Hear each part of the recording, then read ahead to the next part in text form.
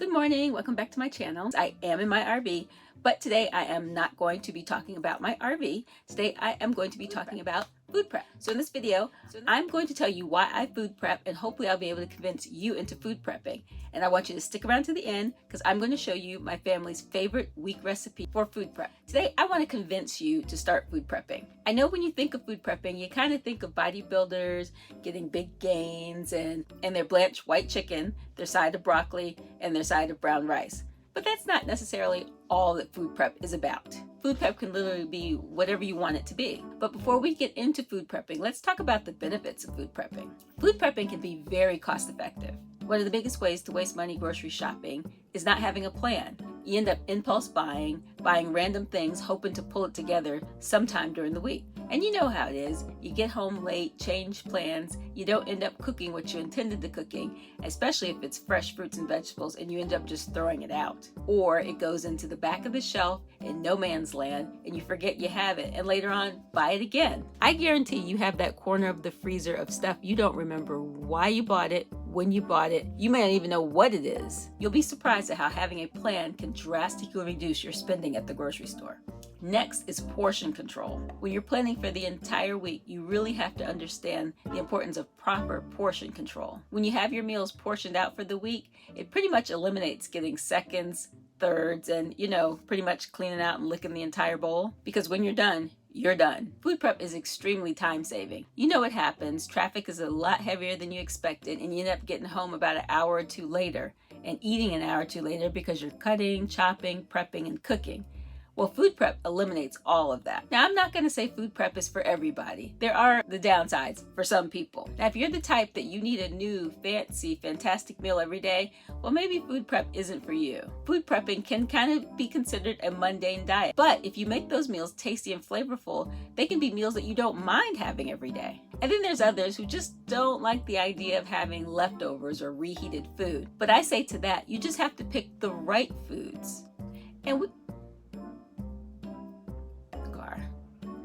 And we all know that there are some dishes that taste even better the next day. And finally, another downside for food prep is the initial prepping does take a lot of time. So there is going to be at least one day a week that you're going to have to commit to preparing, prepping, and getting your items ready. And if you have that kind of time on the weekend, it's great. But if your weekends are kind of filled up from Friday night to Sunday night, then food prepping may be a little bit more difficult for you. But maybe you can pick a day in the middle of the week where you do have that kind of time and then just prep off cycle. So, have I convinced you yet to food prep? Well, if I haven't convinced you, maybe one of my family's favorite meal prep weeks will convince you. So this is going to be a fish taco week. Now, I love taco week because it's very versatile. You can have tacos, you could have nachos, and you can also have taco salad bowls. So you can kind of switch it up midweek with basically the same ingredients. And it's easy. Everybody loves tacos. I know I love tacos. Some taco weeks I use chicken, but other taco weeks I use fish. So let's get started. I'm going to show you that recipe, and I guarantee you by the end of this video, I will convince you to at least try taco food prep week. Let's bet on it. So my food prep taco week consists of tacos, lentils, and cauliflower hash. So to make this food prep week the most efficient, you're going to prep the majority of your ingredients. I do my prepping on Sunday or Monday, depending on if I have Monday off. So first, let's start with the toppings for taco week. They're pretty basic and still very tasty. Very common item for tacos, lettuce. Now I know salad in the bag is kind of cheating, but there are some weekends I just do not feel like picking through and cleaning through my lettuce. So I'll just go ahead and buy bag salad. And that way, all I have to do is just chop the lettuce down into smaller pieces. And yes, I know it's a shortcut, but hey, I'm all about shortcuts. So after you get your lettuce ready, you want to place it in an airtight container. I like to place a paper towel into the container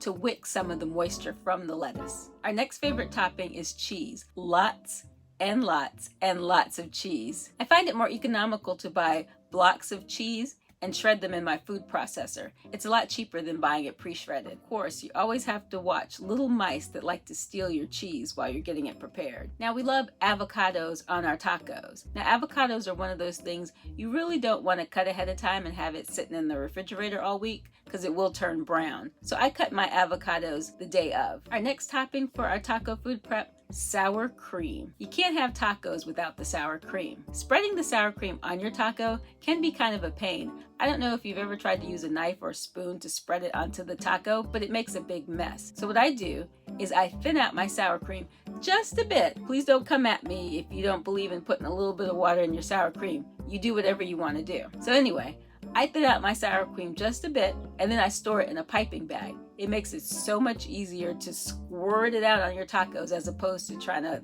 spread it with a spoon. If you food prep, let me know down in the comments below. I'd really like to hear some of your recipes. And if you love more recipes about food prep, I'd be more than happy to share them with you. Just let me know down in the comments below. When I do tacos, I love to make my taco protein very flavorful.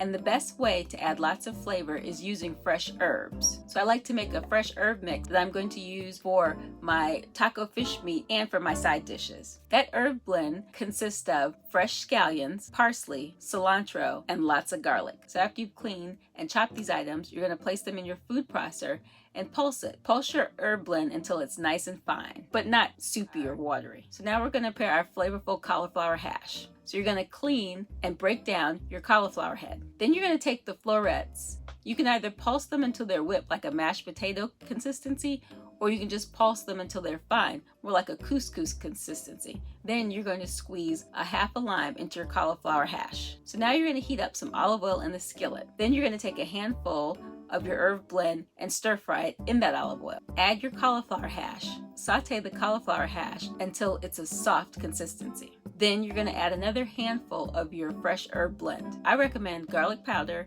onion powder, and a dash of Lowry seasoned salt. My next side was spicy lentils. I'm so sorry I forgot to film me cooking the lentils, but it's basically just boil and cook some lentils and season to taste. Now we're going to get our fish ready. I love to use salmon. Now taco prep with salmon is excellent. When I food prep with regular salmon, it usually takes me 2 fillets to get through the whole week for 2 people. But with taco prep and salmon, I only need 1 fillet. So first we're going to squeeze some lemon onto our fish. Then go ahead and slice that fish down so it'll fit into the baking sheet easier. Now go ahead and season your fish to taste. I like to use a taco mix blend and Lowry seasoned salt. Now you're going to preheat your oven to about 450 degrees. Now that your fish is all ready to go ahead and place it in the oven. And you're going to cook it for about 15 minutes. You don't want to cook it all the way through. You want it to still be pink on the inside, and I'll tell you why later. If you're enjoying this video so far, please go ahead and give it a like.